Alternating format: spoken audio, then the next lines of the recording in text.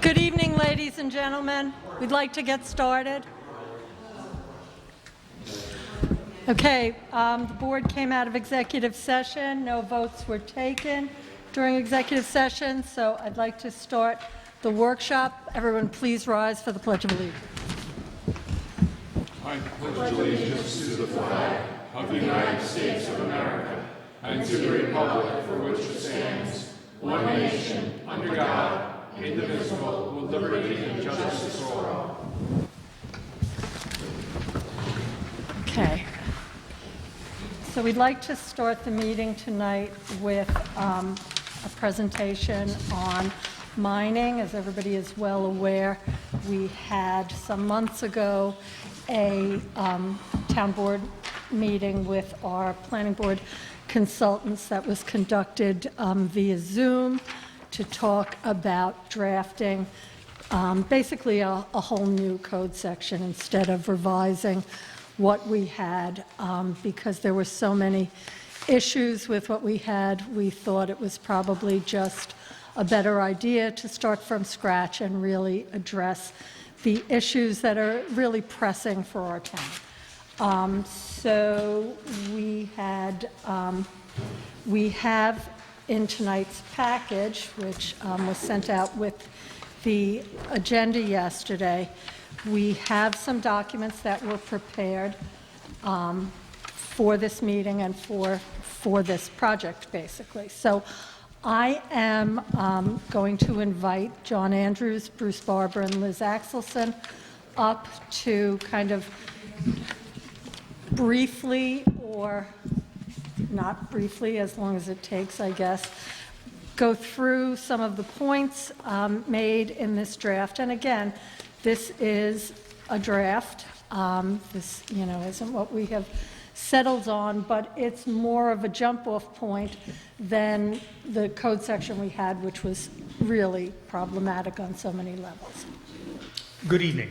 For the record, my name is John Andrews. I'm with the firm of Rohde, Soika and Andrews, Consulting Engineers. I'm a New York State licensed professional engineer, and I have served as the consultant to the planning board of the town of Kent for a number of years, along with my associate Julie.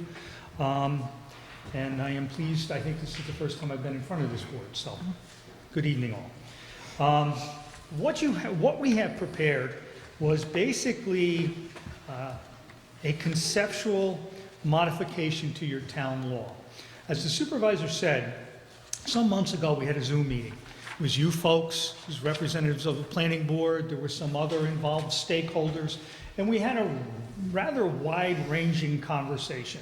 And one of those things, interestingly enough, on Zoom, it makes it really hard when you try to recap what were the takeaways? What really were you looking to achieve?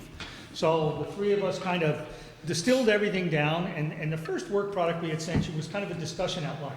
And it kind of, in our minds, highlighted some of those things that we weren't quite sure of the takeaways. And I think, if I may, one of the things that we would like to walk away with tonight is clear direction on what the town of Kent wants to do with mining. And having said that, we kind of took our own position. I learned a long time ago, I've been in this business a lot of years, not to put words in the mouth of a town board, because I'm not elected and I don't vote, you folks do. But we felt the best way to get the ball rolling was actually to take a stab and kind of create what we thought to be a middle ground. So one of the things here is, let's get back to the concept of mining. The big question we wrestled with is, does the town want mining at all? You are within your rights to prohibit mining. Now, mining has a wide-ranging series of definitions, but the simple matter is mining above a certain limit is regulated by the New York State DEC. You folks really have only a small portion of that which you can control. But one of the main things you can control is whether or not you allow mining to be conducted in your town. So you have the option to say no. You have the option to restrict it by zoning. You can make it a not permitted use.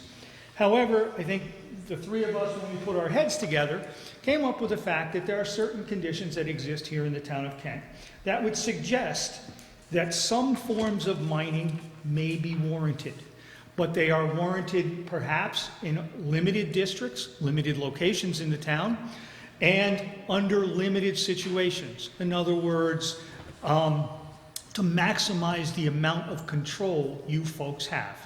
One of the clear takeaways that we had is the town is looking for economic growth. The town is looking to develop and create their tax base. So that means you got to be a little creative. So the way we took this code is we kind of begged, borrowed, and stealed from the rest of your code.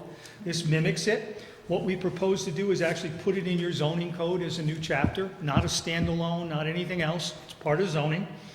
And basically what this code does is it prohibits mining in all areas of the town of Kent, except for your commercial zoning district, your C zone, and your industrial office commercial zoning district. And it permits it only when there's a series of steps that are followed. The first step is a special use permit issued by your board. And again, the planning board does, and not because I work with them on a regular basis, they are one of the better ones, but ultimately some of these decisions exceed the ability of the planning board to make. Some of them are commercial, are town-wide decisions that you folks need to make. So the special permit gets issued by you folks. The approved plan shall be for a phased development. And that phased development would be for a future use. In other words, it's not, you just can't mine the site and walk away. You have to mine the site and reclaim it for a use that makes sense. And further, the way we've kind of put this is, you can't mine the whole thing at once and then someplace down the road do the development.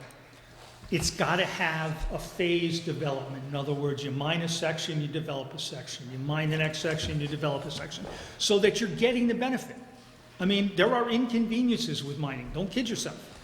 Noise, dust. You've experienced them in certain situations here. You've had some sites that I know you're not comfortable with the way they were left. So you know what an improper mine can do. So we tried to limit it and control it. And we tried to do it in such a way that balanced the implementation against the needs of the town with the needs of mining. And that if and when the DEC gets involved, before they can do anything, you folks have to grant them the special permit, and then they have to show up and deliver a DEC mining permit. So that's kind of the basics of where we started. And then the rest of this is a way to try to put this into effect, to implement it. And I think the next big thing here is the procedure. And what we envisioned, and this is a procedure that's used in a lot of places, I think you folks have used it in other cases as well, which is the application is made to you folks. You evaluate it, you determine the appropriateness in the context of the town and what you folks envision and what the people that elected you want. And then if it's something you're worth considering, you accept the application, and your first step would be to refer that application with a concept plan that you folks have agreed upon. In other words, and I don't mean a concept mining plan, I mean a concept development plan. I mean a plan that has an intended use when all the work is done. So, and then that gets referred to the planning board, because historically here, the planning board has conducted the seeker reviews, done the analysis, is more familiar with the day-to-day events. And what the planning board would do would go through and review the entire proposal, conduct their state environmental quality review analysis of it, and then make a report back to you. At that point in time, you would, if you decided to pursue it, hold a public hearing. And upon the close of that public hearing and providing the seeker process had been properly culminated, you could rule on the special use permit and a site development plan. There's a lot of things that go into that. There's a lot of decisions to be made, and I could go through them one by one, and I don't want to bore you folks. But basically, what this would mean is you can grant this special use permit and put in any safeguards you need to put in. You can attach conditions. That's the beauty of a special permit. You can put conditions in there that must be followed. It goes through the application procedure. It goes through the items of compliance. There's some sections, and we will candidly admit, that need to be fleshed out, that need to be developed, but we need input from you folks. We need input from the planning board members to make sure we catch what is necessary. A couple other things. As you do elsewhere in the town for other permits, your erosion control permit, for example, you require performance bonds and insurances. You require protections for the town and proof that you are insured against the idiot things that tend to happen sometimes when people are soil mining. So those are in there. And then we built in some enforcement provisions. In other words, they don't comply, what can you do? That's in here. So we've prepared a skeleton, but this skeleton is based upon the town making a determination of, do you want mining? And if you do, did we pick the right spot, and did we pick the right set of circumstances? And I think to go in any more detail would probably end up being overkill. So perhaps we would be best served if I could answer any questions or provide any comments that you need in addition to this. Well, thank you. We've been waiting for something to look at for a while now, so I do appreciate this. and I don't want to go into a whole lot yet, because there's a lot of people sitting in the audience that's worked with us, and I think we're going to need their feedback and get those comments to you also, because it's kind of got it. I've read through it twice, and I have a few issues, and one of the biggest ones, and I just want to throw it out there, is right now the town of Kent does not allow mining in its code. There's no mining allowed at all. That's correct. And we went into this saying we don't want mining. That was still our intention that I felt, and we were going to work on our soil excavation code to adjust that so that mining wasn't happening under the guise of site development, I guess is a better way. Mining was happening, but it wasn't because we allowed mining. It was going, kind of coming around a different way, and the mining was taking place. So the first thing I read when I read this is it's got mining written all over it. And that kind of jumped out at me that here I don't think we still want mining, but it's mining. And then I get to the definition of mining, and it talks about rock crushing and everything else. I'm like, oh my God, this is allowing mining all of a sudden. Well, and that was one of the dilemmas that we faced after that meeting, and I'm sure Bruce and Liz can jump in. But you're right. People kind of came in the back door. You got a site plan, they had a site plan approval, and the amount of material that was to be removed hit the mining target, okay? The argument was made, and I wasn't involved in that project, so please forgive me.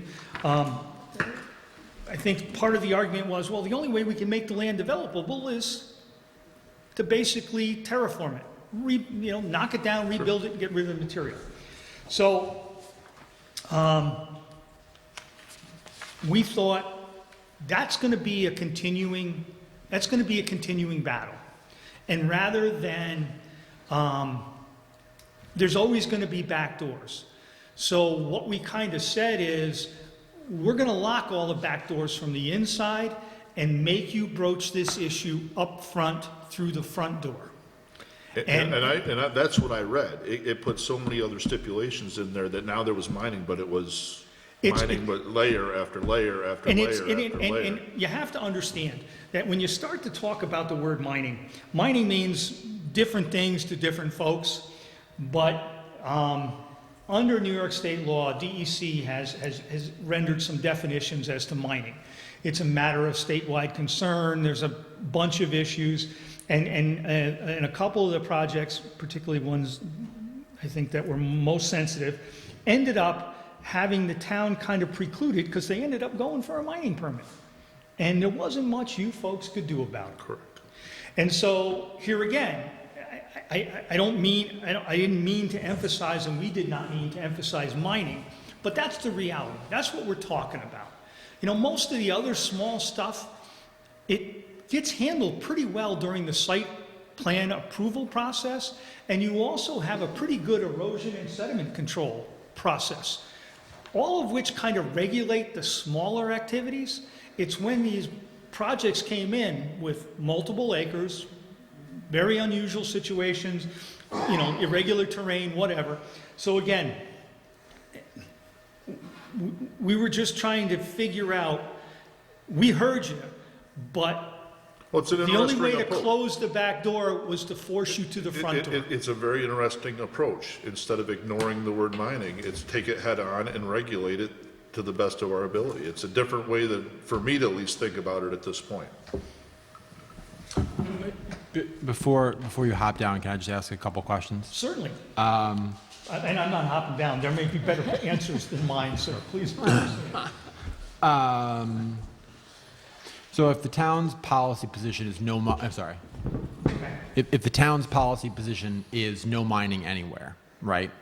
If that's what the town board wants, then for this law, then do we basically able to accomplish it in the first section, and then everything else gets Everything else, struck? basically, we would probably write A, B, and C, and that would be it. It would be a one-page modification. It Okay. basically says no mining. That's what you want. And you're gonna have to create some situations where we're gonna have to kind of creatively close some of the back doors, but I think we can do that, twisting some of the language. And because I've been in this business a long time, and if somebody wants to achieve something, they usually kind of figure out a workaround, which Yeah. is what you've seen. So it becomes our job to make sure they can't work those around. So we might have to buff a few things, but the law would be substantially shorter, and it would be probably 2 pages at length, and be done with it. Okay, so then you were also talking about the needing to allow some soil removal for site development in specific areas of the town, right? So is there a figure or an amount, I don't know if you use cubic feet or what the measurement is, that of soil removal that would be typical with a normal sized, commercial building, that if the town wanted to, allow for mining in connection with a commercial project, that we'd have a number in mind that would be I'm gonna answer okay? that kind of like in a negative, if I could. And Okay, we'll see. A mine land reclamation permit from DEC is triggered by mining activities which remove 1,000 tons or 750 cubic yards, whichever is less than a 12 successive calendar months, or 100 cubic yards or more are removed in or adjacent to any body of water. So theoretically, if you stayed below that threshold, you could control everything, every aspect of it. And then it doesn't get out of your control. So you could pick any number. I think one of the other sections in here, we had under D exemptions, the provisions notwithstanding, excavation removal shall be limited to not more than 100 cubic yards of material from each 40,000 square foot of area. So in other words, from each roughly acre, you could remove 100 cubic yards in any calendar year, and not more than 600 cubic yards may be removed from the parcel overall. So it didn't get us close to DEC, it kept us below that, but that would be, and do your site plans. Normally, there's not a lot of removal on most of the site plans here. The ones I've seen here are basically usually cut and fills. So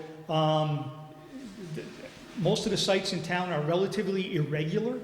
So if you're gonna cut 100 yards here, you might need 75 yards of fill over here. You end up with a net excess of perhaps 25 yards. That's nothing. theoretically, it's not nothing, but. yeah, no, I understand. So, I hope I answered your question. Yeah, okay, so going off that, so good, I have those numbers. So to put it in perspective, if we had a building like this size, which would be probably the on the large, medium to large scale commercial building that would be put on, the road that we're concerned about. And you needed to, do some soil removal to get the foundation in on a building this size. And I don't mean to put you on the spot, so you can use very broad brushes here, but I don't understand it, so that's why you're of value to at least me on the town board. What amount of cubic yards are we speaking if you had let's take the library or take the police station or take any building in this little compound? What do you think if you needed to, get a foundation in? How much? What does that mean to me? Is that is there 1,000 cubic yards that would need to be removed to get a foundation for this building? No. What would be approximate? It could be a range. It's okay. I just have to have an understanding. Probably worst case, you're looking somewhere between 50 and 150. That's it. Okay. Because please understand, when you're talking about soil removal, that's different than preparing an excavation for a foundation. Because if you had, let's say you had a level piece of land, you need to build a foundation for the library. The foundation for the library, I think it's a slab-on-grade building. I don't think it has a basement. No, it has a If it does, Yeah. it has a basement. So you have to excavate the basement. Yeah. You have to do all that. Now, typically speaking, just because you excavated the basement doesn't mean that's going off-site. Well, okay. That might go to berms. That might go to filling the other side. So, but Well, let's try and give an amount of actual, wherever this material ends up, off-site, on-site, how much material you think needs to be removed, very approximate, I'm not trying to put you on the spot, for a basement to the library. Because I'm just trying to understand if we want to put in an ability for a developer to create a building, what amount am I don't have an understanding of what amount I should put in this law. Because, I think the residents' concern and our concern is not where, it is where the fill goes, but if we're removing all this fill, whether it stays on site or leaves site, that doesn't change the amount of, necessarily, the blasting, it doesn't change the noise, it may not change the dust, a lot of so how much?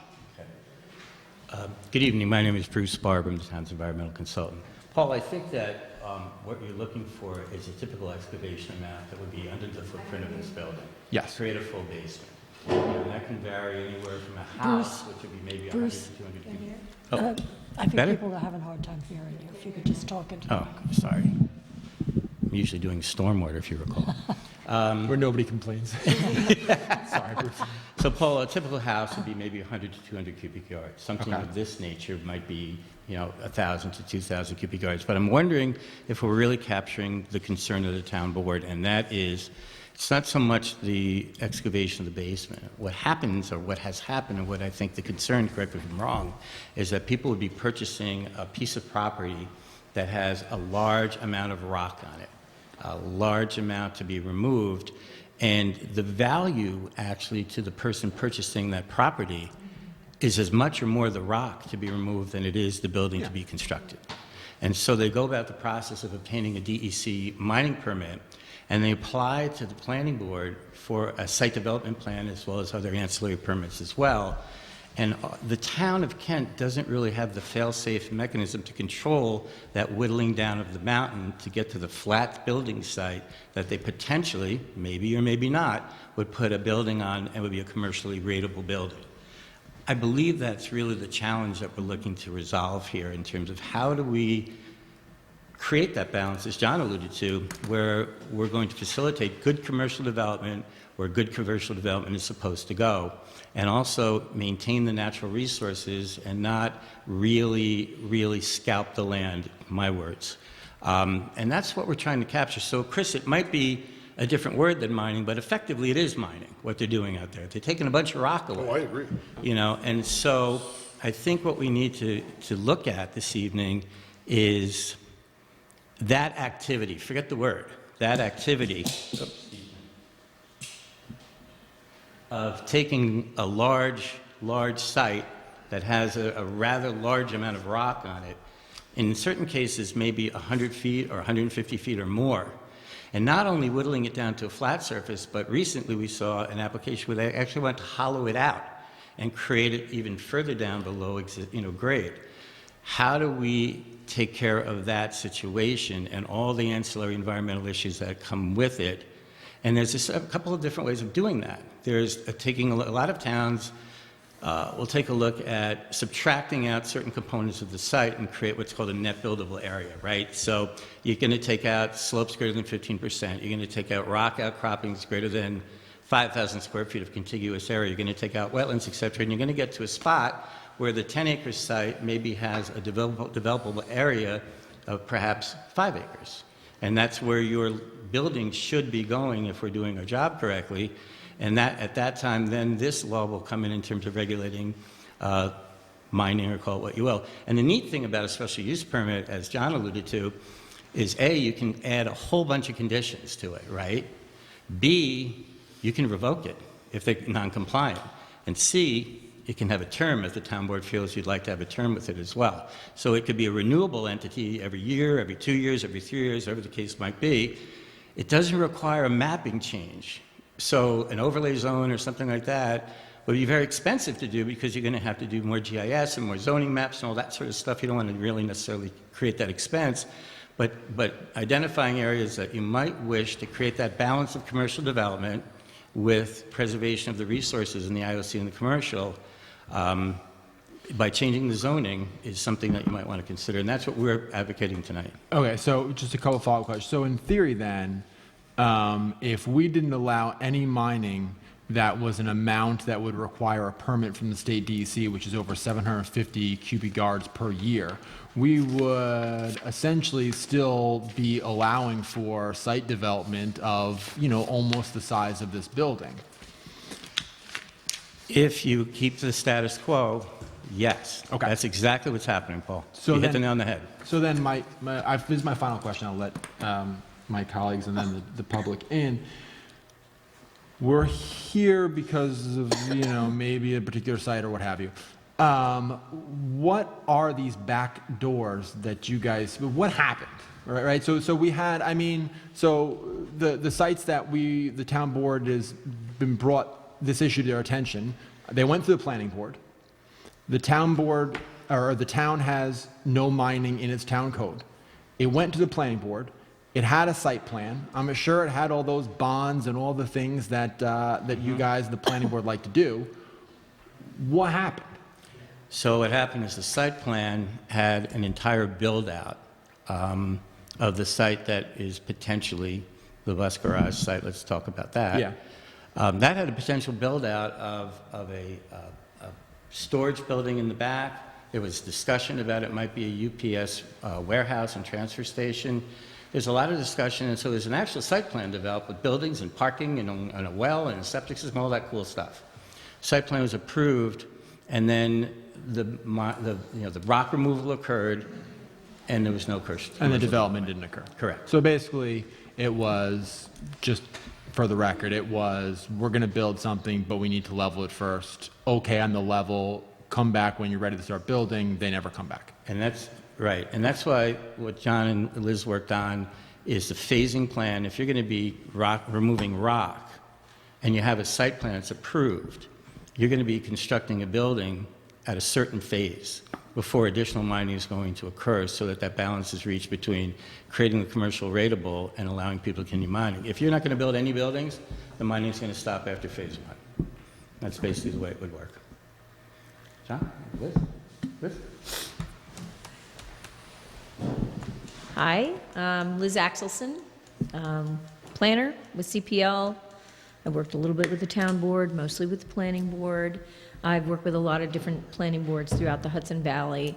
And so I just want to throw in here a couple of big picture items, because the town of Kent is experiencing some pressures that many communities are experiencing throughout the region. You've experienced the pressure of somebody coming in, doing a site plan, clearing a site, leaving it in not such a great condition, it's unsightly, and they had an approved site plan. the big picture on that is somebody can come in and do a site plan, get their approval. It's their quote-unquote risk of doing business. It doesn't mean they have to finish it. They should. You would think they'd want to after spending all that money, bonding, et cetera, that they would. So who knows what the original intention was, but you are stuck with one eyesore, and when the Route 52 development came in, you saw that being potentially another eyesore. Somebody's just gonna, I mean, I think the rock removal estimate that they gave basically made it look like they were gonna take the material off the site and only a small fraction was gonna stay on. In most site development, you end up with a cut and fill analysis, which means you may be carving out one part of the site and smoothing it into another part of the site, whether it's rock or soil or whatever. So cut and fill is not uncommon. It's a concern. If you see somebody doing extreme cut and fill, then you have to wonder a bit about the site design, and that's what engineers and environmental folks really focus on. Another big pressure, whether you know it or not, but maybe the cause of some of this is that regionally, and again, you guys correct me if I'm wrong here, there's a certain limitation to how much conglomerate is available for construction projects. And conglomerate means anything that you might need to create pavement, sidewalks, macadam, or pavement that involves asphalt. You need, you know, the gravel of whatever size it is. And just a quick anecdote, when I worked in North Salem, I remember being on the side of the driveway, there was this the gravel had kind of broken down. And there were these little tiny sort of brownish red things in it. And I asked the highway guy, I said, what is this material that you've got here? And he said it was, I think he called it garnitic schist. And I said, where did you get that from? And he said, up in New England. And the only reason I'm saying that is that conglomerate and those types of materials are often coming from farther and farther away, which makes development more expensive, which puts more pressure on somebody who sees a big chunk of rock that's in the middle of a site to say, hey, I could break that down and sell the material. It'll help fund my development, or maybe they walk away. We don't know. But those are big pressures. And the other pressures that Kent has is that you have, just like many communities, what I would call marginal land. In other words, all the best land with the best soil generally has been developed already into neighborhoods or commercial developments or whatever. And so what's left, as in many places, are the pieces of land that have constraints like rock, wetlands, et cetera, et cetera. So those are the big picture items. And I guess I felt that the possible mechanism of prohibiting mining and possibly allowing phased development that would allow a certain amount of soil removal, but followed immediately by a certain amount of site development before any more excavation or soil removal could occur. So it's a concept. And that's all I wanted to put forward. I just want to take it one step further, to your point. One of the aspects of mining is the material has to be removed. I don't know if you all realize it. In the town of Fishkill, there is a facility, the GAP has a facility. The GAP facility is essentially 37 acres under one roof. 37 dead flat acres. Now, the site that they started with was not dead flat. The site that they started with was ups and downs, and it varied probably as many as 12 to 15 feet across that now building pad and parking lot. They cut and filled that site. They moved far more than the DEC numbers. They did not need a mining permit. And the reason they didn't is nothing left the site. And as soon as they had the pad prepared, they followed immediately upon completion of a section with the development of the building.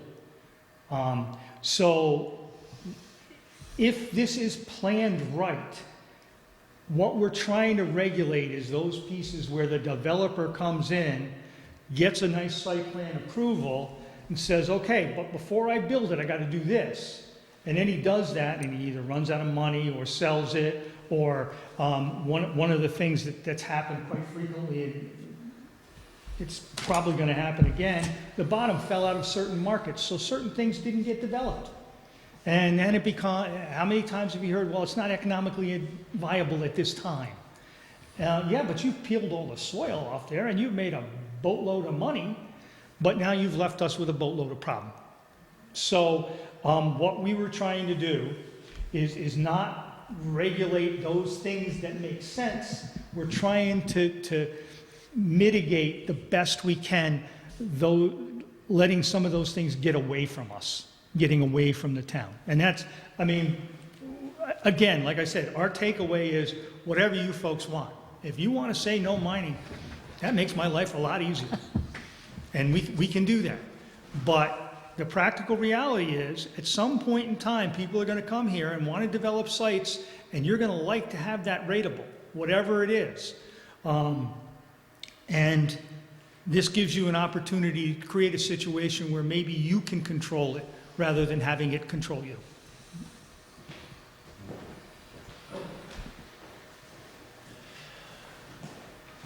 I just wanted to go up here again because John got up twice. But no, Then Liz has to go. yeah.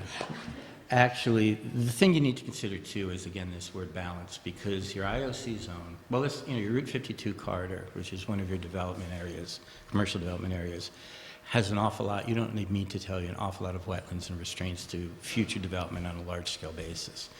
Your IOC zone has a bit of a different issue. It has wetlands on one side, kind of the Stump Pond side and over there, and it's got rock on the Route 52 side.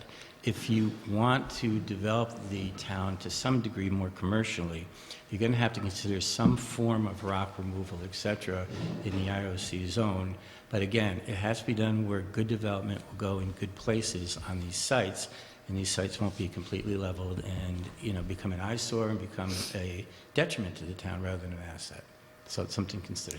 Yeah, I mean, I think that's a real concern is, you have a mountain or a hill, you know, and you want to be able to develop, but you don't want it just flattened. I mean, you don't want somebody to come in and that's part of the beauty of the Hudson Valley is the rolling hills, and we don't want to be, Kansas.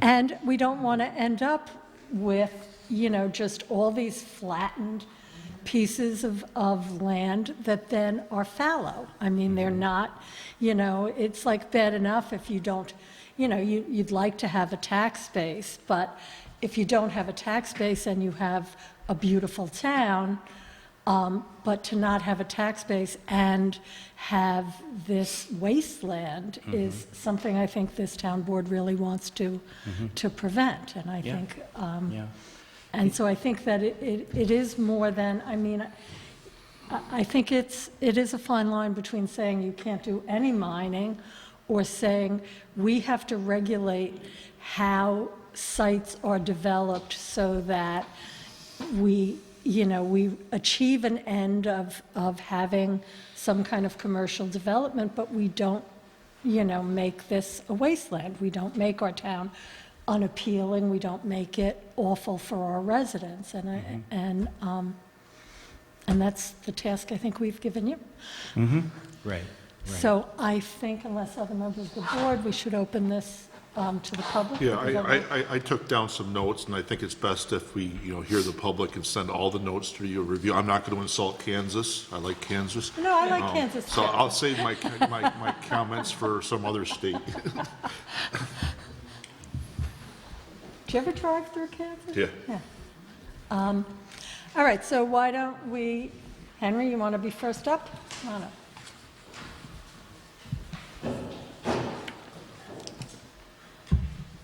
Good evening, town board members. Henry Boyd, Boyd Well Drilling, local voter. Congratulations for those who won. Sorry, Bill. But my topic is limiting the mining by stopping blasting. Now, let me give you a little chemistry course. Nitrates. Nitrates in water, when a lady drinks it, and she's a little bit pregnant, it'll make blue babies, and it'll choke off a baby and have an abortion, or not. She'll have a natural loss of a child. Nitrates, when a woman drinks it, turns into nitrites, and this is what's bad for people. It's not good for adults. It's really bad for living babies. But areas that have a lot of nitrates in the water have many, many miscarriages. Nitrates come from farmland, from animal feces, like cow flop, urine, septic systems maybe. And also there's a thing called dynamite, which is made of nitrates. If you go into the blasting areas, they take animal feces, manure, and they mix it with diesel fuel, and they explode it. This is the way the guy took out the buildings in Oklahoma there years ago. So we drill holes when you're dynamiting, we drill holes in the ground, we fill it with nitrates, and we explode it. And according to the DEC, the fellow's in charge of blasting and mining for the DEC. I mean, I talked about everybody up there, and everybody just kind of shunned me off. Well, call this other guy, call this guy. Finally got down to the one guy that said, yeah, dynamiting can, when you use too much dynamite or whatever the dynamite's made of, will create environmental problems. Environmental problems we do not need in our town. There is a major blasting area that I drilled a well right in the middle of for a school system recently, and we flow tested the well, and the well is full of nitrates. Nitrates at 50 parts per million. This is documented. We had, I drill wells, and I also do flow testing on wells and water quality testing. So we have 50 parts per million of water. According to the EPA, 10 parts per million of nitrates and nitrites combined, 10 parts per million is the maximum allowable. So we have 5 times as many nitrates in the water in the town of Kent here in that specific area. And this is why I'm saying we should not do blasting whatsoever with any kind of dynamite. If you want to remove rock, we drill holes. You can fill it with this other chemicals that expand and break the rock, which is kind of expensive. And you can also use a big hammer on an excavator.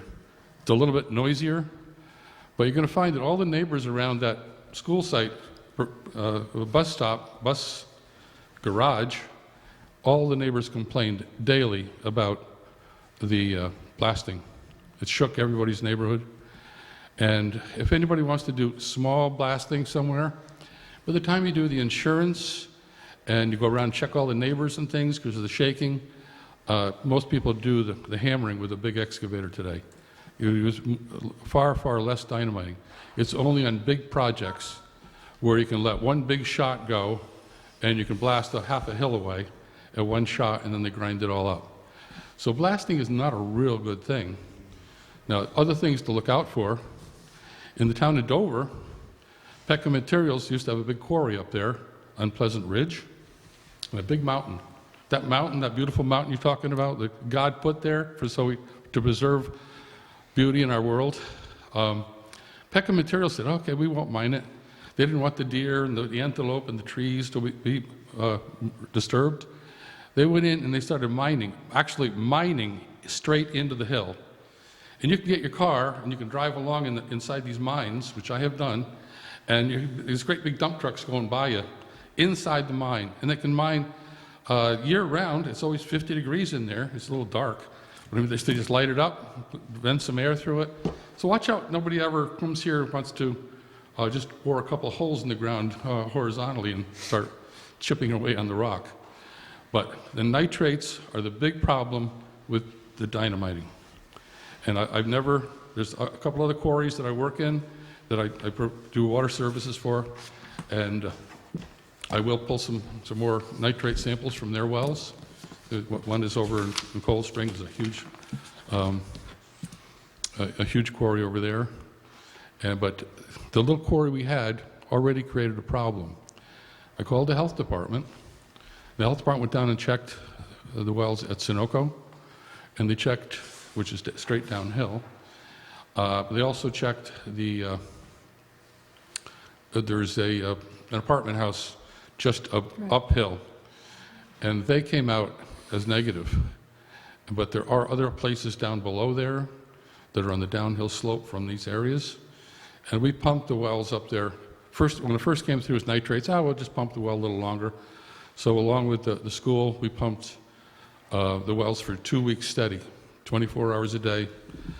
And at the end of the period, the 2-week period, the water quality was still the same, with 50 parts per million of nitrates. So the word is to anybody that drinks water from a well or anywhere, always test it for nitrates, especially if you're going to have raised children. Thank you. Thank you, Henry.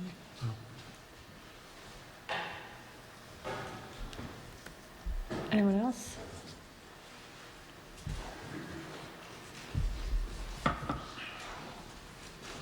Thanks, Eileen Civitello. And wow, Henry, I think we're all just like blown away by what Henry just had to say. I hadn't heard that. That's really powerful.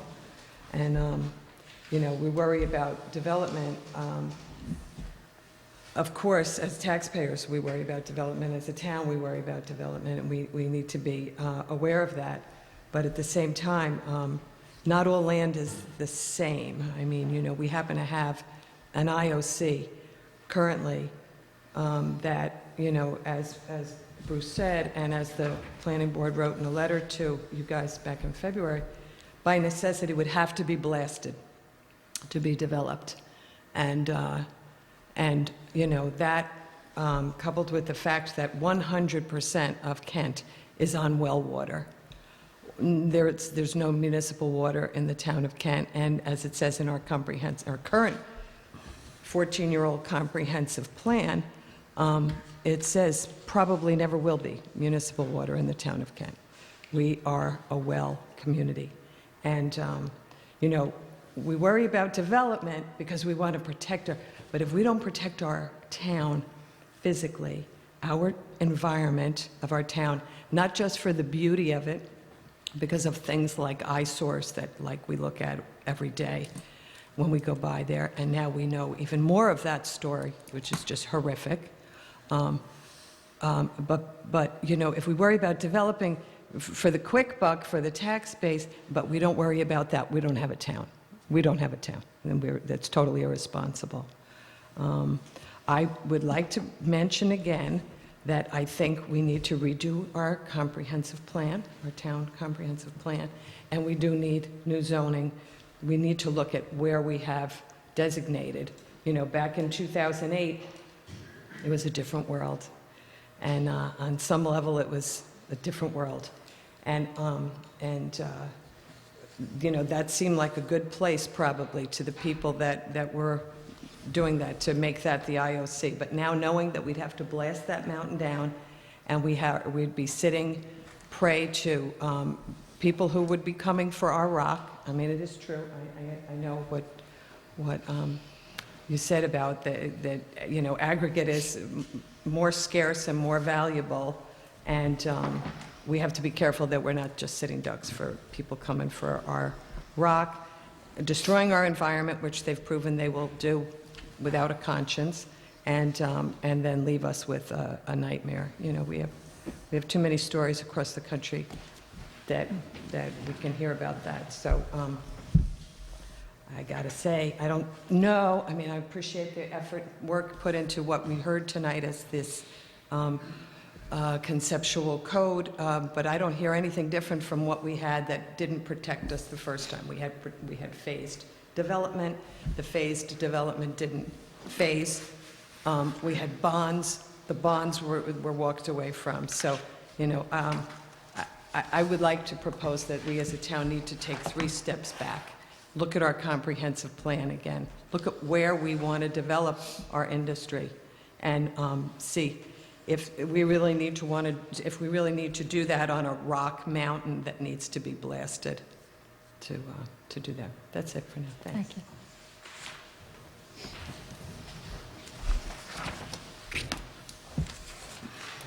I have a couple of concerns. When they were doing the bus garage, it was originally a contractor's yard, and it was supposed to be in different levels.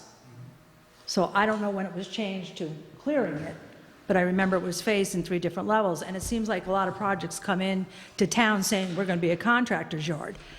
And then when he went for the last permit to the DEC, he told them it was for the bus garage before the vote was even taken. So does the planning board or the town board get those permits, and do they see the application to see if it's truthful? You know, that that's what it was going to be, because we didn't even know it, but he got the permit to mine without all those other things being in line. So I was wondering about that. Then I was just thinking, when they were just talking, you know, we could go through all of this, put it in, you know, say another building's, a commercial building is going to go up there, and then another not-for-profit commercial, a church or whatever, takes over our properties again. I know the DEP at one time, they would, when they wanted to do that deli on 301, we had to take down the deli because actually the parking lot was part of the DEP property. And I had to write a letter to the DEP to ask them not to take it because it was more than 5% of our commercial district. So, so they allowed them to build. Is there some way that we can go to the state or something and say, I mean, we have no commercial here, that we can't afford all these places that don't have to pay the taxes to take over our commercial areas. It's just a thought. I don't know if it's, I'm just, you know.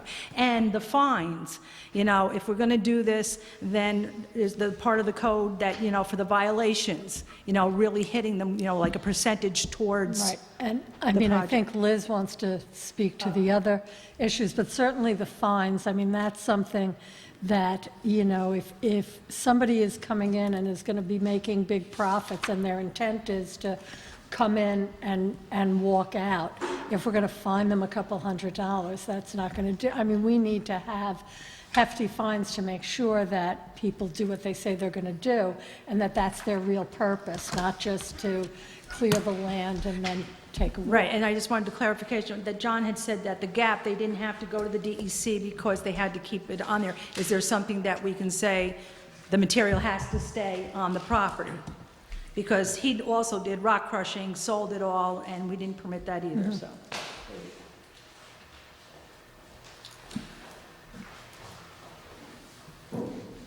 Well, I guess the thing to note is there's a difference between mining and cut and fill. And I think that if you have a site that's doing a tremendous amount of cut, even if they're leaving it on site, you still have some environmental issues there because you have, you know, you have land disturbance, you have stormwater issues. I think the main issue here is the town being left with a barren site. Is that avoidable?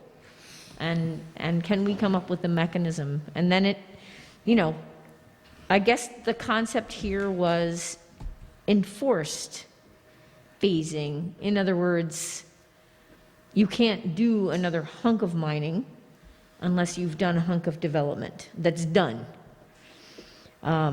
So I don't think the town has a whole lot of material that is a typical mine. There aren't big deposits of gravel, but apparently there's some attractiveness for rock that can be processed.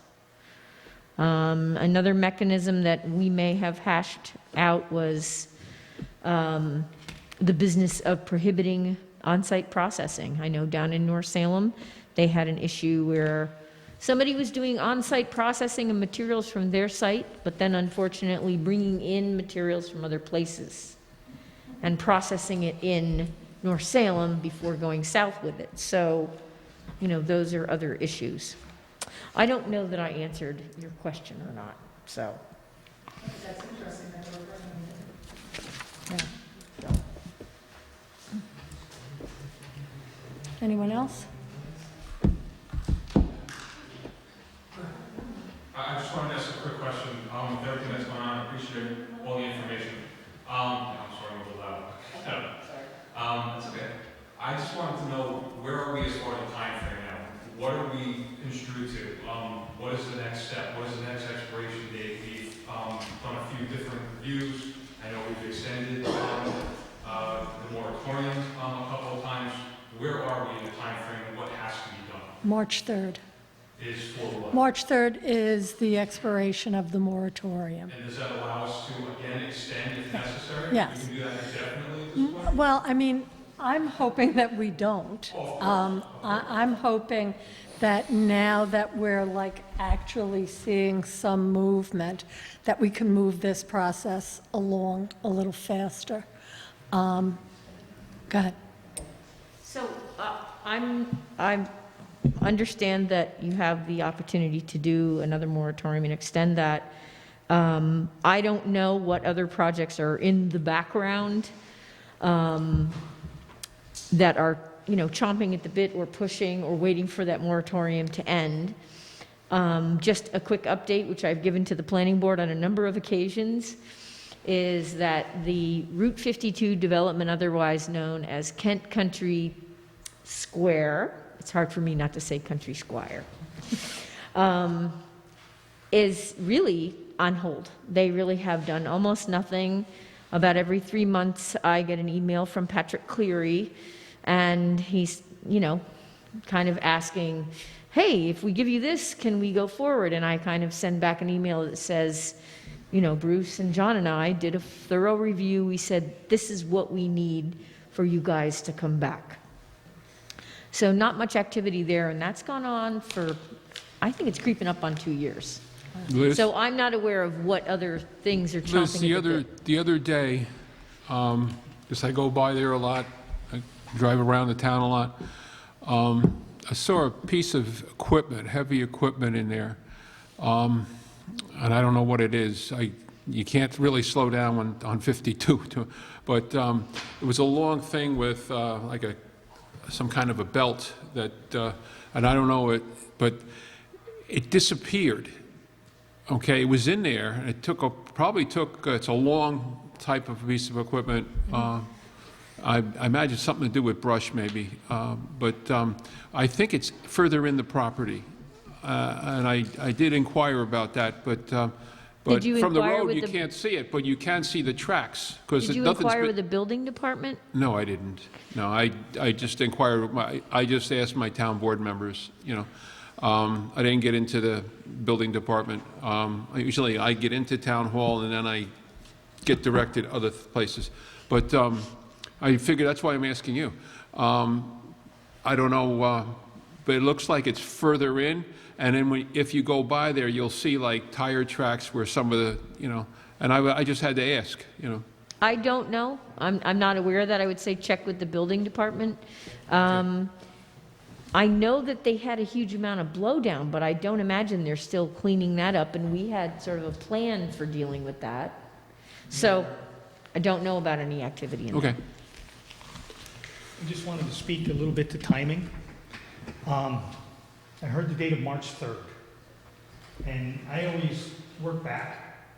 So to develop a local law, and council will tell you you don't snap your fingers and it appears. You've got referrals, you've got to do seeker, it's got to sit on your desk, the final copy for 7 days. There's all sorts of little arcane rules. If all went well, conceivably, you might be able to make March 3rd, but to do that, we're going to have to ask and put some onus on you folks that we get comments back, comments that we can incorporate and revise it. If we were to do, as Mr. Denbaum said, to just eliminate it and put some belt and suspenders on it, you could make March 3rd. If you want to buff what you got and create it, it's going to be close. We're going to have to put on some roller skates as well, council.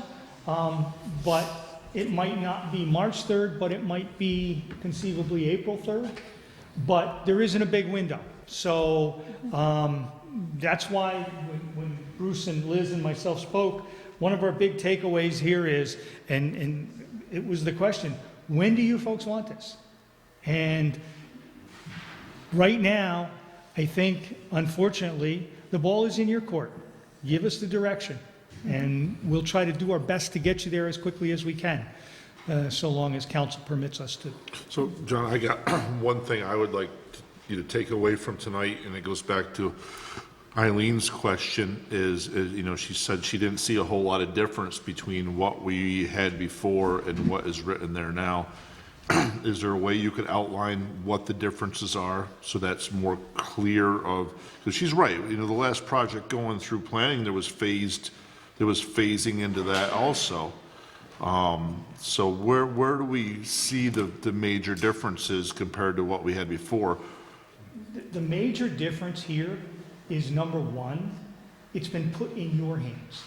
You're the town board. You are the folks that have the greatest control over the process. And as Liz said and Bruce said, we created a special use permit.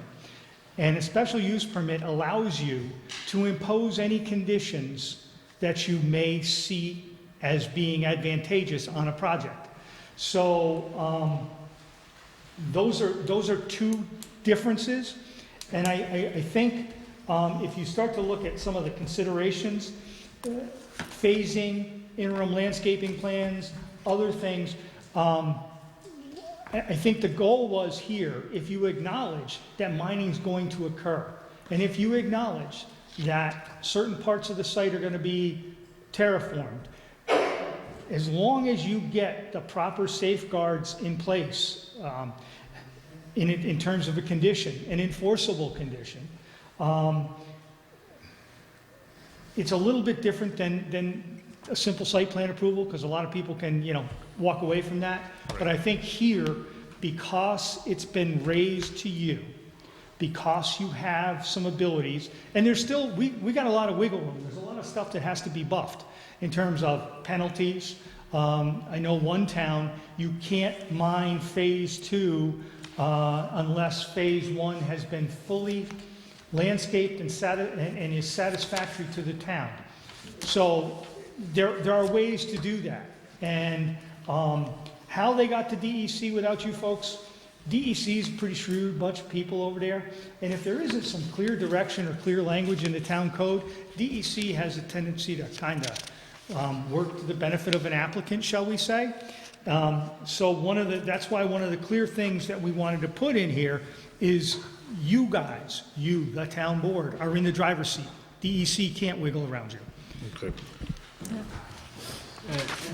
Nancy, quick question. I think I know the answer, but if a use is prohibited in the town, in any district, any type of use, right, completely prohibited, you're a property owner and you want to do it, you go to the zoning board for a variance? A use variance. Right, zoning board? Right. Conceivably, if we were to put my 2-paragraph, 2-sentence, or 2-page, as you guys, I'm the attorney, I'm supposed to be the wordy one, law in place, could you make it a prohibition and divert any variances to the town board, so that an application for a variance to this specific prohibition or this specific code, section of the town code is applied to the town board?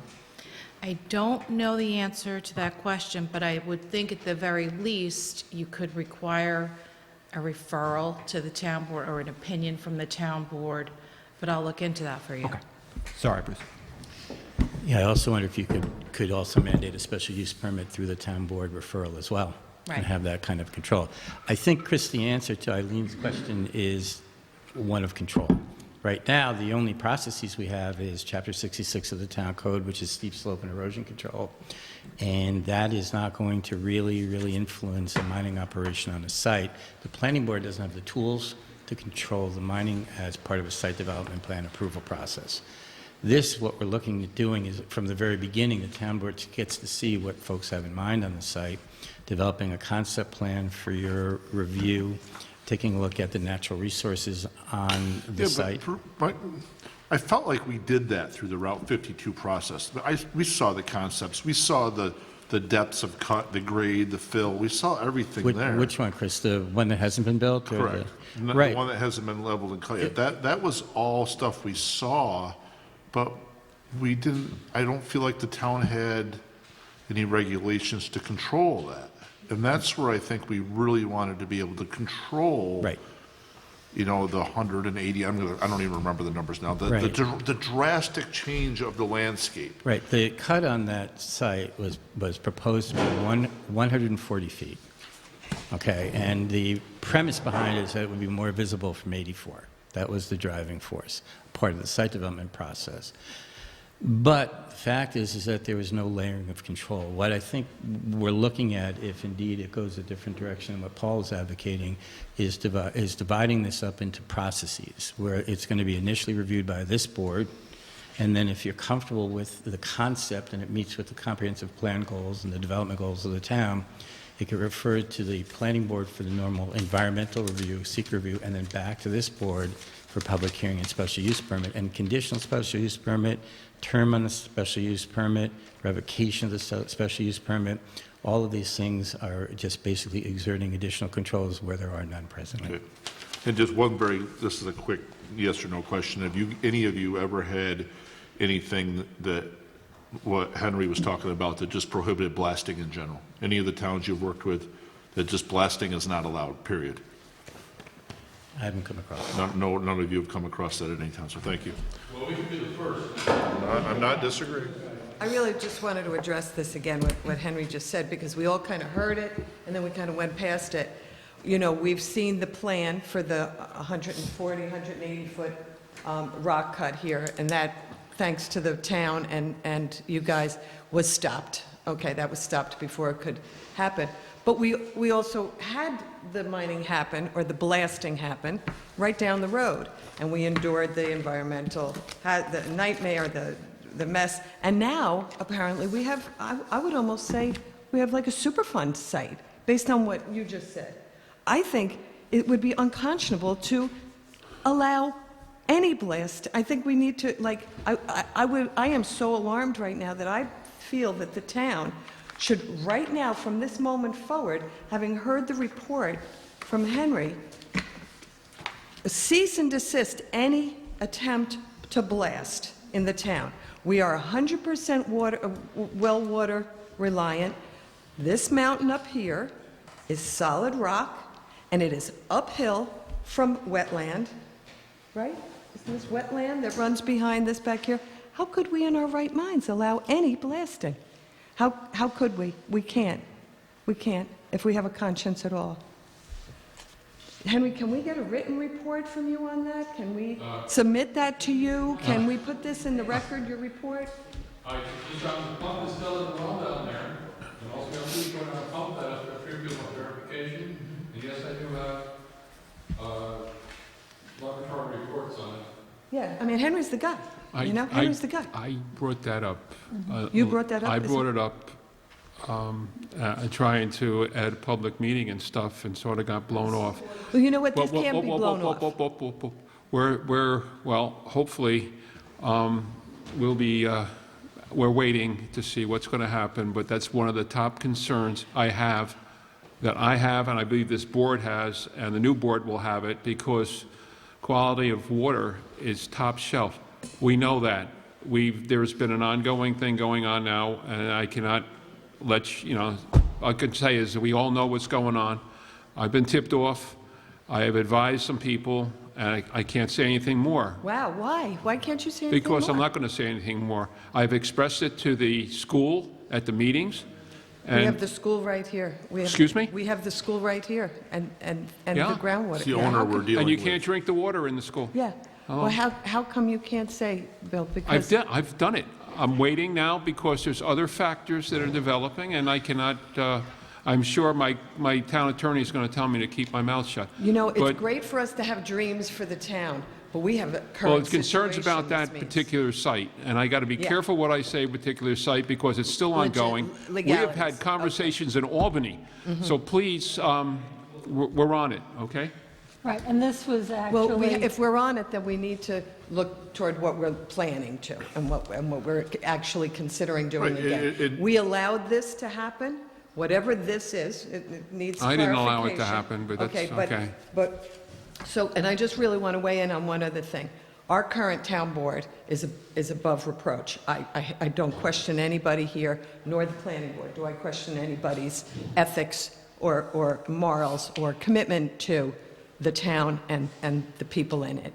However, money talks. And down the road, there will be a new slate of town board and a new slate of planning board people. And if people want the rock, like we know people want the rock, they're not going to play footsies with it.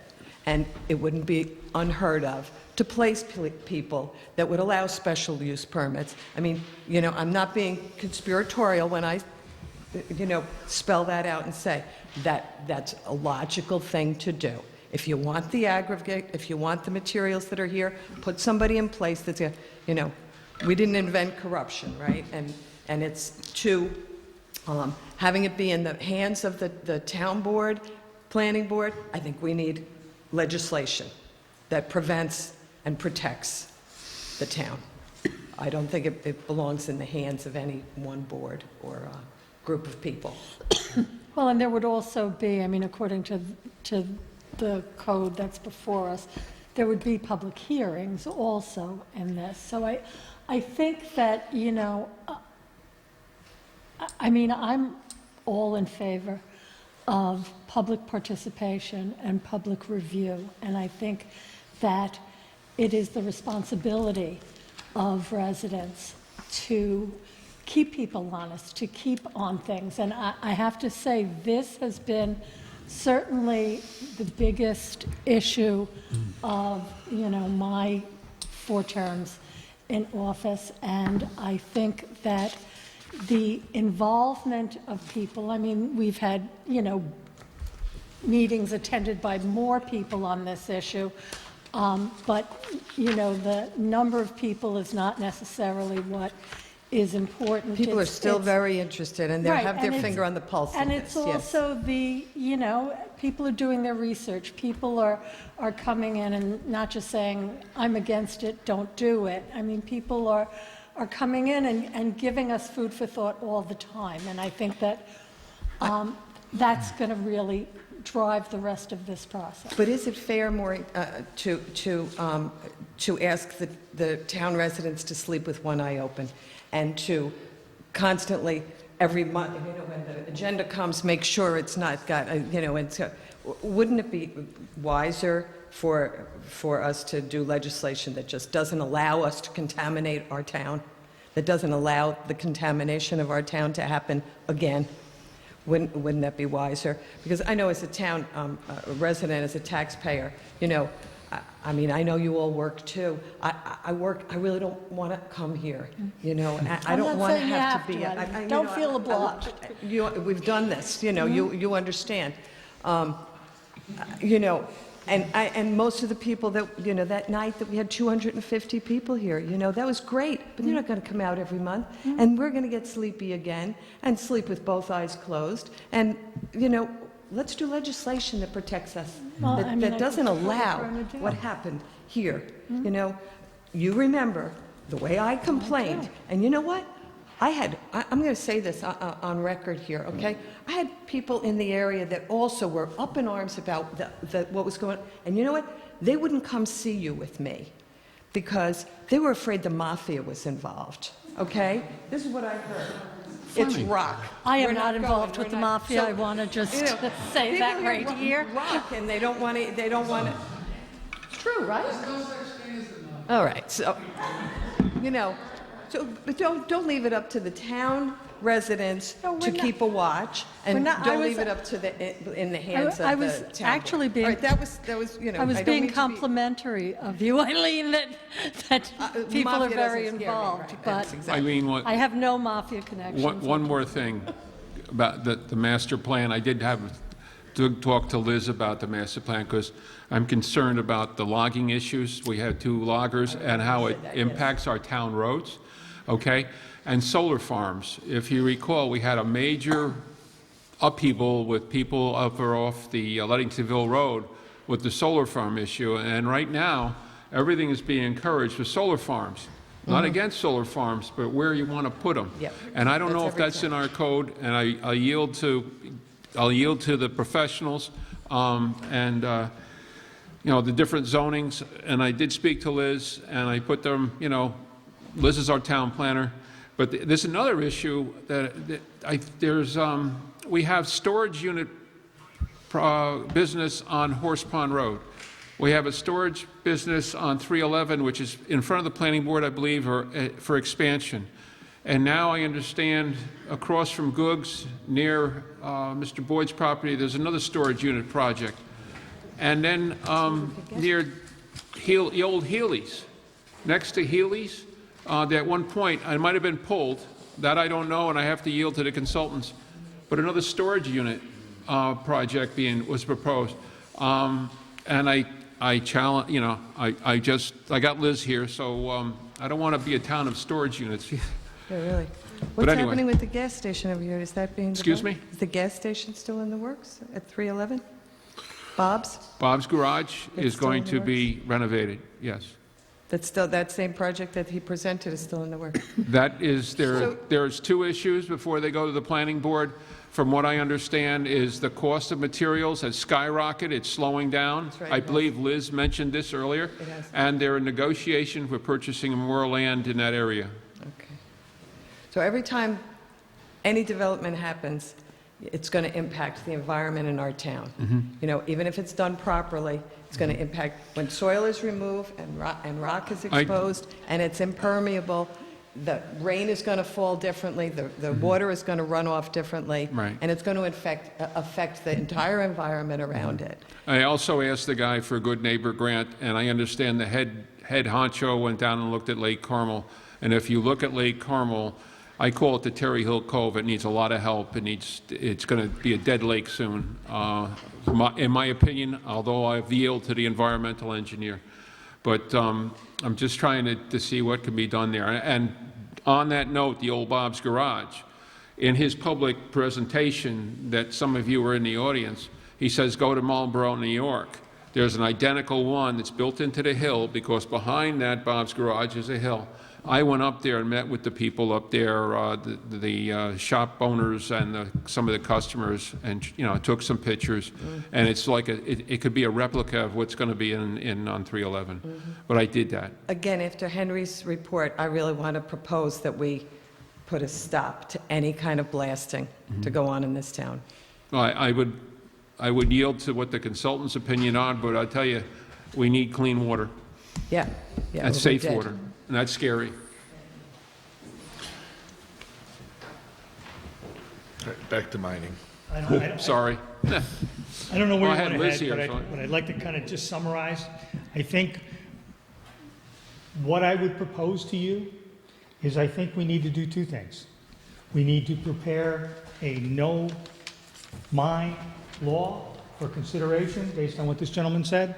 It basically says mining is not permitted in the town of Kent under any circumstances, and put the necessary qualifications in and submit a draft of that for your review. But I also think, to be fair, we need to buff and improve upon what you currently have in front of you.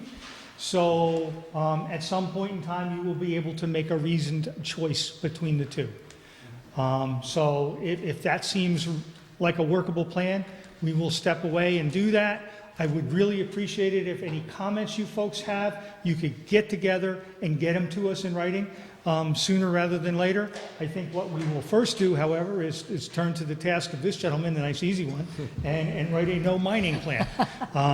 Months ago, he was going to write that himself. He wrote that He sentence. might already have it. I'd welcome it if he's got it. I was searching through my sent emails on my phone. I cannot find it, but I will. If you do find it, send it our way, and we will try to craft something that is quite quickly and see what we can put together. Okay. So John, blasting? Blasting, I've never worked in a town that outlawed blasting. I don't know if you can prohibit blasting because it falls under certain federal categories, but I will do some research and we will try to get back to you on the matter of blasting. Great. I think you have a blasting permit requirement in your town code that I think your building inspector, because they typically, under the Uniform Building Code provisions, there are blasting requirements. But between the three of us, we will research it and then try to give you some clear direction. Great. Thank you. Thank you. You just want to stay even with John? That's it? I think I'm ahead now. No, if I may, if you would press the town board to have Mr. Boyd send to you and you send to me, I'm very interested in what he's come up with. The thing about the blasting is there's always something else to consider with respect to, for example, rock hammering, which would take longer, create tremendous amount of noise, vibration, dust, and it has its own other set of problems to deal with, not to minimize the nitrogen or nitrate problems that Mr. Boyd's talking about. But I'd love to see what you come up with. Yeah, if you could send us that, Henry, that would be Thanks. great. Thank you. Anyone else? Well, wonderful. Well, thank you for coming. Thank you for really, So, Maureen, Wait a minute, more. Maureen, if anybody in the audience or at home wants to send us their comments or questions, I know I wrote down a ton of Yeah, me notes that too. I'm going to be sending to you guys, just asking for clarification. Anybody else looks this over, has a little more time to digest it, wants to get that over to us. I have comments that were sent to me from our Conservation Advisory Committee that I didn't want to get into. I'm going to forward them. So there's going to be quite a bit of stuff coming over, I think, to help clarify, at least get answers to, or see if you can incorporate that into. yeah, All right, thank you. that'd be great. Thank you. Okay, thanks a lot. Happy Thanksgiving to you, too. Is it already Thanksgiving? Clock's Take ticking. care. We'll see Thank ya. you, guys. All right, the next I think Rich is sleeping. item, no, he's waving. The next item on the, on the agenda is the Highway Department. I invite our Highway Superintendent, Rich Offmer, up.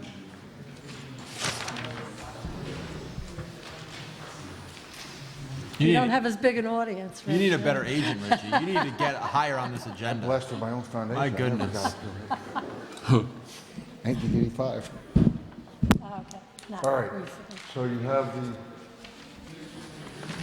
I just need permission to go out to bid for the vendors for the year, our subcontractors.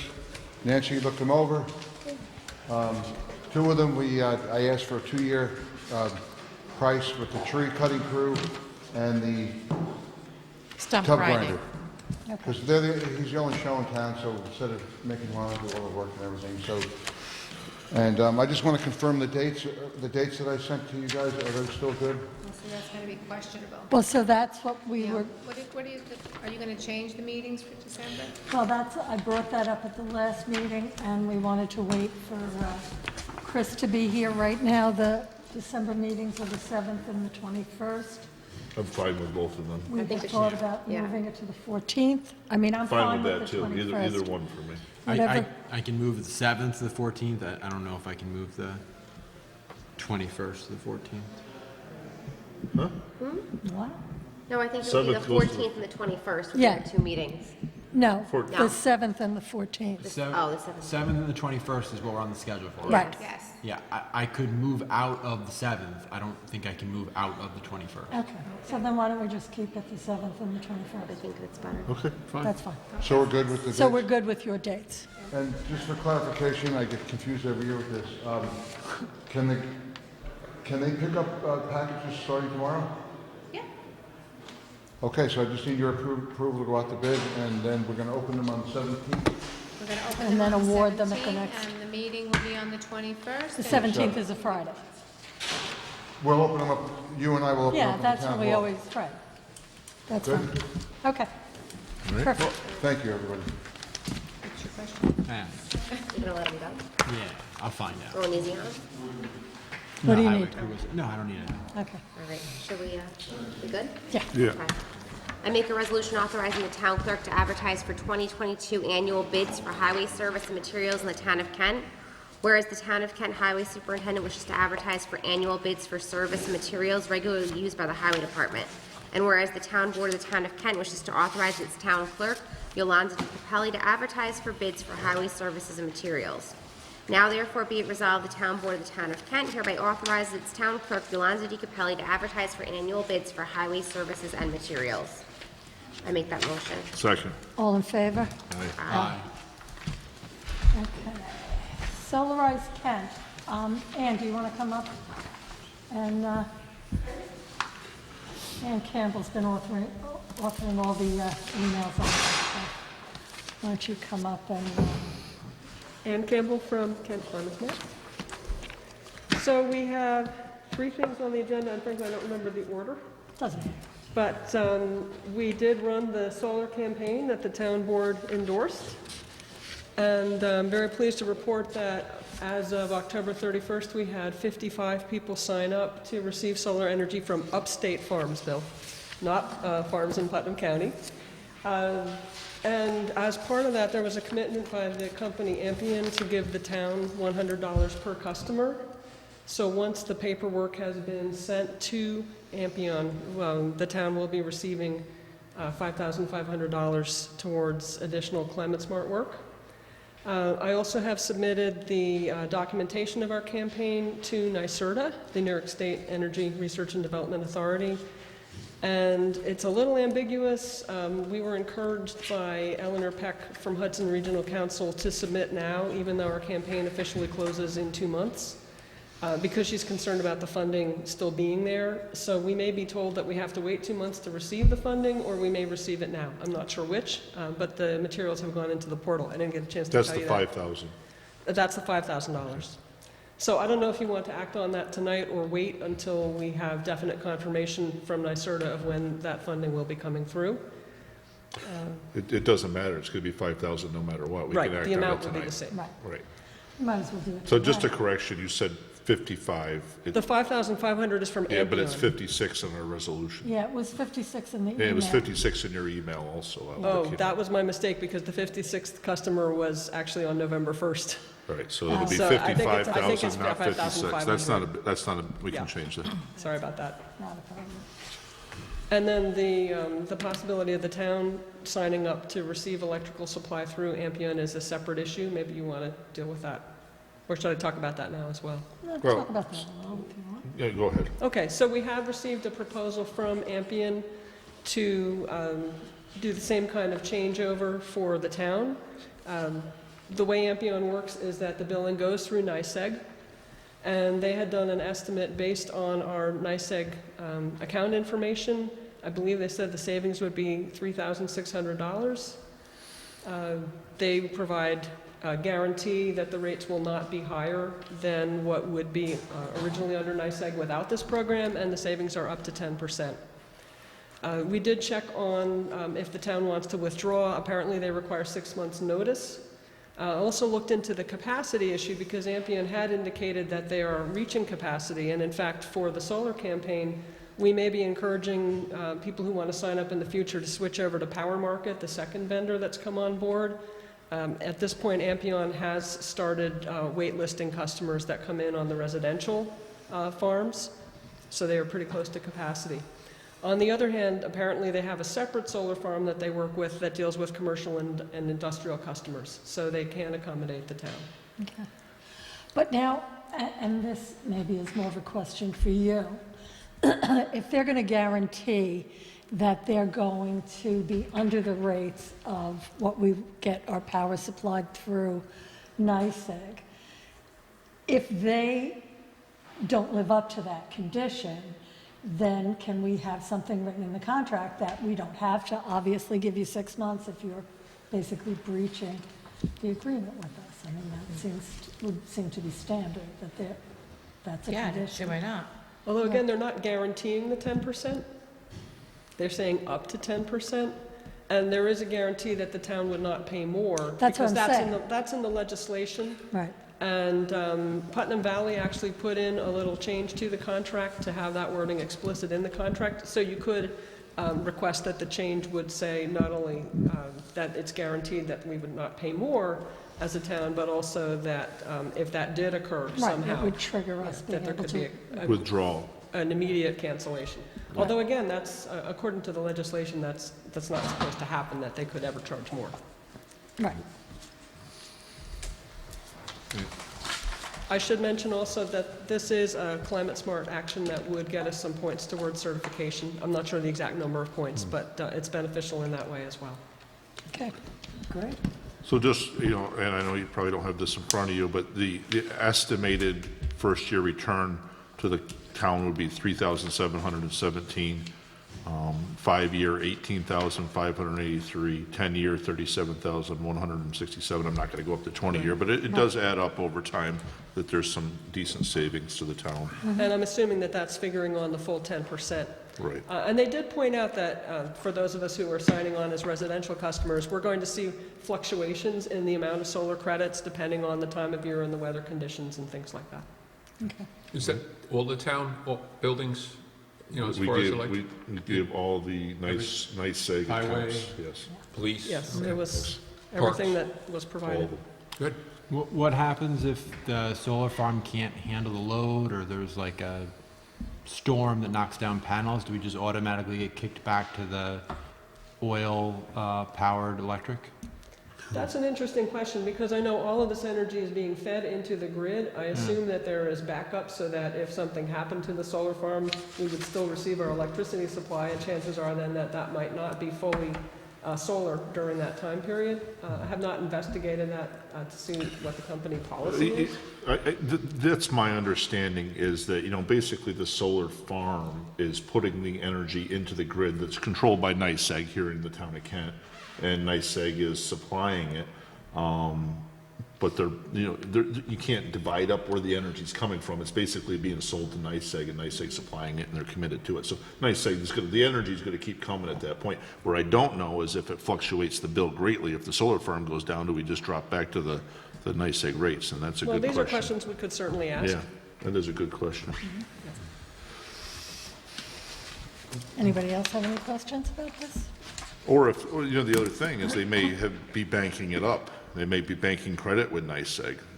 You know what I mean? Because if their solar farms are running at full capacity, it's not like they're flipping a switch and shutting that off. It's constantly making electric, maybe making more than is sold through the program. So they could be banking up reserves with NYSEG. At some times of the year, that may be the case. Yeah. Depending on the sun angle. Right. Okay, thank you.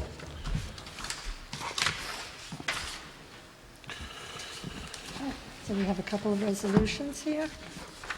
Got more than one? Only one. Two?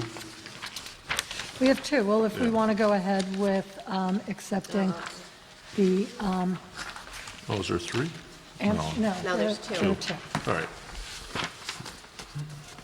So you want me to do I'll do the one that we're changing to 5,500? Okay. All right.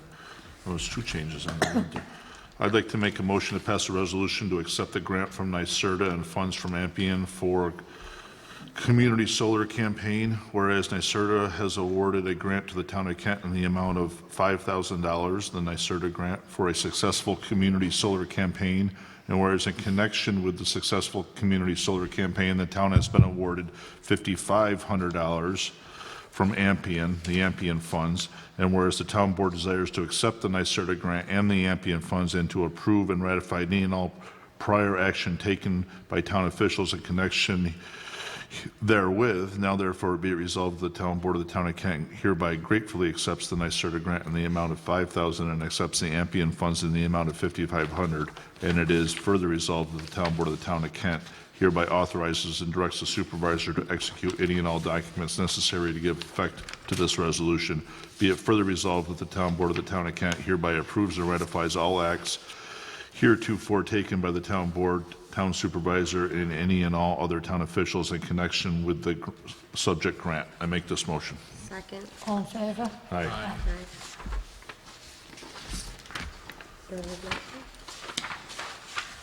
All right.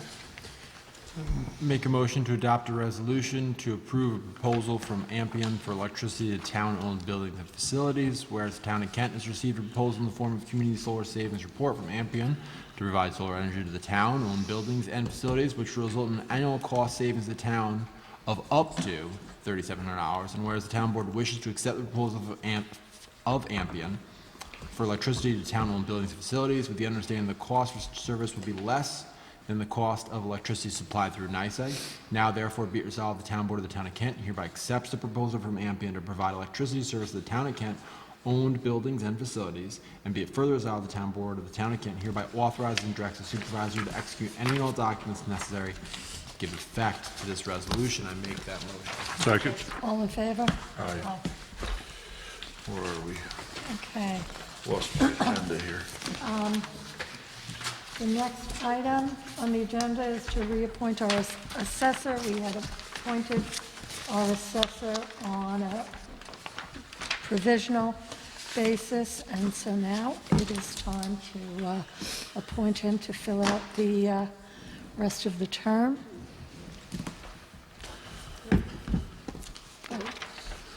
I make a resolution appointing the assessor, whereas pursuant to Town Law 64-5, when a vacancy occurs in any town office, the Town Board of the Town of Kent may appoint a qualified person to fill the vacancy. And whereas pursuant to Real Property Tax Law 310-2, and assessors are appointed for a 6-year term, and the current assessor's term is set to expire on September 30th, 2025. Whereas the Town Board of the Town of Kent wishes to appoint Seth Plowski as Town Assessor. Now therefore be it resolved that the Town Board of the Town of Kent hereby appoints Seth Plowski as Assessor of the Town of Kent for the term ending September 30th, 2025. I make that motion. Second. All in favor? Aye. Okay, we did the December Town Board meeting dates. We're going to keep them as they are. So I guess it's up to you, Bill. Okay. I ask the town board to approve the following. The IMA. Oh, yeah. Oh, the I'm IMA. sorry. Right. Okay, I don't have it, I think, is my problem. Okay, so we're going to add an item to the agenda. We, as has been discussed, I think when we had Jared Kaczynski, our rec director, here, we have run into an issue because of COVID, and we have not been able to rent the school gyms, which in the past has always been how we have run our rec program, our basketball program.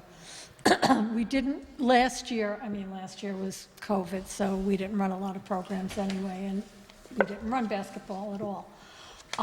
We don't want to go through another season without running basketball, and we don't have the availability of the school gymnasiums.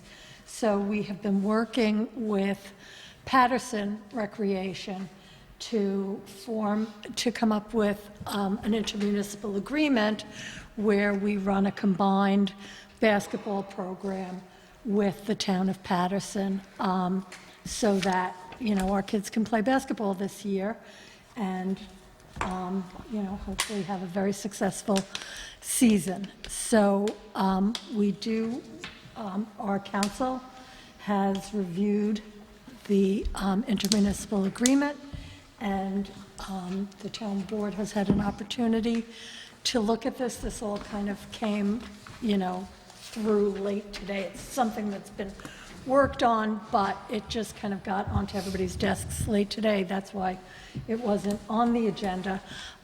We wanted to move forward and vote on this tonight so that we can actually start taking registrations and implementing the program rather than waiting till the December 7th meeting. So if anybody wants to have any discussion on this, if any member of the public wants to be heard on this. Is the price comparable to what the schools are, or is it better, or, what is the cost going to be? It's more of like a cost sharing. Do you want to? Yeah, the Kent Recreation Department is going to do the administration. Both towns will have staff on site to manage the program, and then at the end of the program, after the referees are paid, the town will give the town of Patterson their pro rata share of the money that's made on the program. Yeah. So when we were doing the budget, kind of anticipating that this was going to be happening, we actually lowered our expected revenue, but we also lowered our expected cost for this. So hopefully it works out. I support the program. I just disappointed that the school has not found a way to accommodate Kent Recreation in their gymnasiums.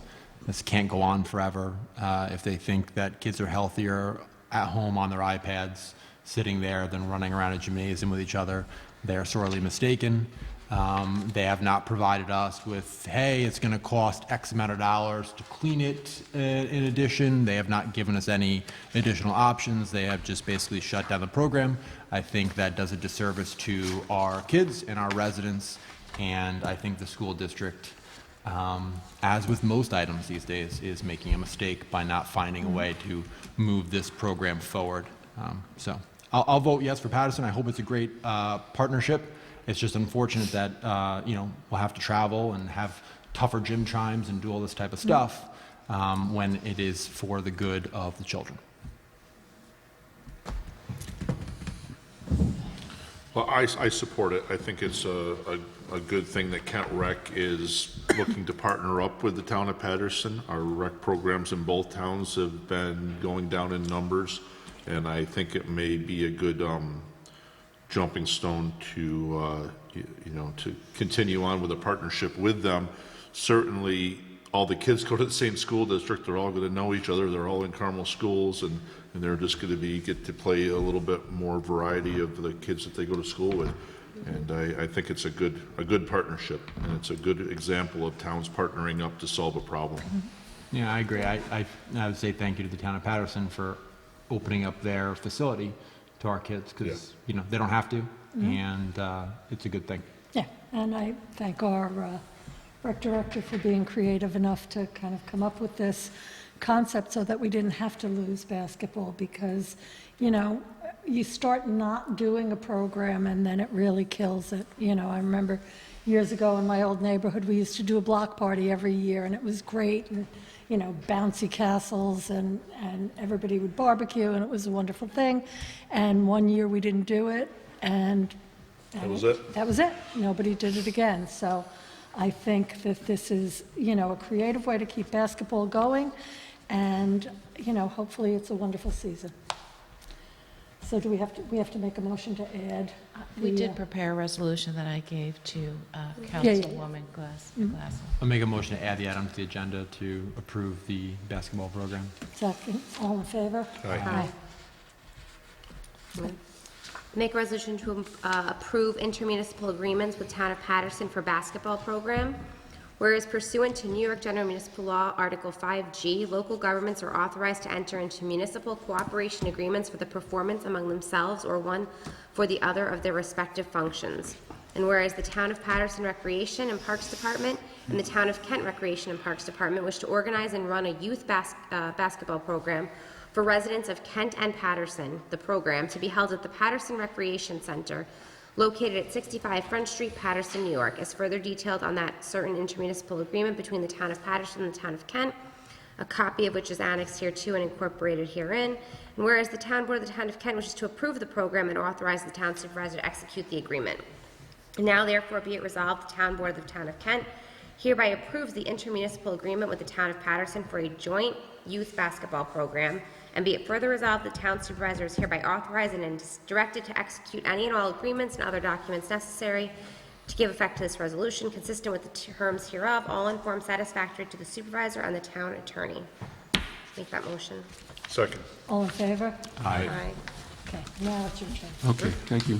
I ask the town board to approve the following vouchers as of November 16th, 2021. They're over the threshold. BMM Sports, $2,569.68 for soccer goals. City Karting, $6,626.84 for Lake Carmel garbage. Clark Equipment Company, $9,196.40 for truck parts. Clark Equipment Company, $49,975.20 for an excavator. Edmund Gov Tech, $4,200 for tax collection annual maintenance.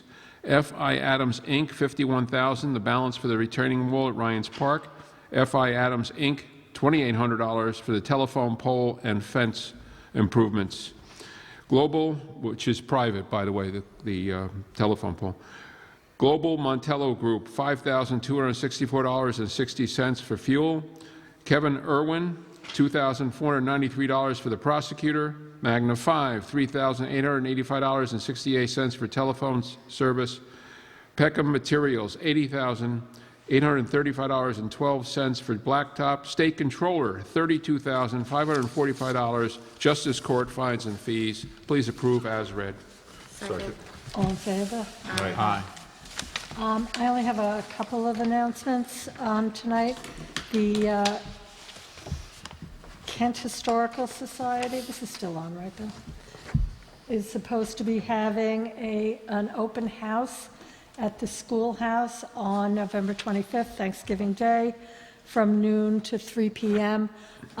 They had to cancel their previous one, so just watch the website before this date to see if this is still on, but as of now, it's still a go. Food for Fines is still going on to November 24th. The Kent Library is going to can have $1 fee waived for late fees, overdue fees, if you bring a can of non-perishable food to the library and donate it. This doesn't count for replacement fees or lost or damaged, but if you have fines, bring some non-perishables to the library. That's all I have. Anybody else? Nope. Okay, our next meeting is December 7th. Everyone, oh, right, public comment. I'm sorry. Come on up.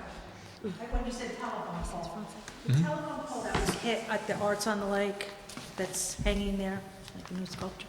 But could we call Verizon or NICEC and say, I mean, it looks terrible, and it's been months. Okay, so yes, I will contact them. We actually had a meeting with NICEG, all the supervisors, and and the issue of the broken poles or the double poles came up, and everybody kind of wants to go it's Verizon. Not mine. Because we got to this point, and now it's Verizon's. I've been there, done this. I will Yes. contact But both you know of what? them. The only thing that worked, when I had to do it across the lake, they had a worker that spray painted orange on a lot of the telephone poles that were rotted. And when I went to the newspapers and brought it to light, they told Pierre he couldn't do that anymore, and they fixed the telephone poles. But it's probably Verizon because they have the other pole up. Okay. But thank I'll you. make the call this week. Anybody else? I'm sorry, I was in such a hurry. Go ahead, Bobby. Two super quick things. Again, as I've mentioned in the past town board meetings, about the dock being removed behind the residents of AT Town Court. This has been going on for over 4 years. Could you please do something about it for 4 years? And finally, thank you very much for your time, and I wish everybody on the board and everybody in the audience and everybody at home have I Thanksgiving. have one thing about that. What was the Bobby, number? one thing with the dock. After the meeting last week, didn't Frank talk to you, Chief, about going out there that he wanted someone to escort him onto the property to get the dock? He wanted to know if he had permission to go back there. Okay. And I said, I do not check with you guys. Okay. Right. And take it with him. Well, it's community property so many feet from the lake all the way around there. Right, but if he doesn't go by code, He still has to walk on someone's property. But he would have to access from a public pool. And he was nervous to walk on someone else's property, especially someone that may not be so happy that they're removing their dock. Writing them a letter and giving them a violation, and then Didn't we have the code enforcer come? We already had the code. It's community property. So I'll be more than happy to show whomever needs to go on, and I'm sure I get permission from the neighbor right next door to go on his property, get down to, and if somebody can tell me what that distance is from the lake shore, 15 foot. I think it's 10 or 15 foot. It might just be 10 foot. Enforcer did go down there, didn't he? Yeah. It's 4 years, I hate to keep doing the false, but 4 years ago, it's passed. Can we check and see if there's been any violations written up? Because I thought he went down there. I've chased people off the dock, I've chased kids off the dock, and I'm gonna get hurt on it. Okay. All right. Move we adjourn. Move the second, all in favor. Everyone have a wonderful Thanksgiving. Thanksgiving.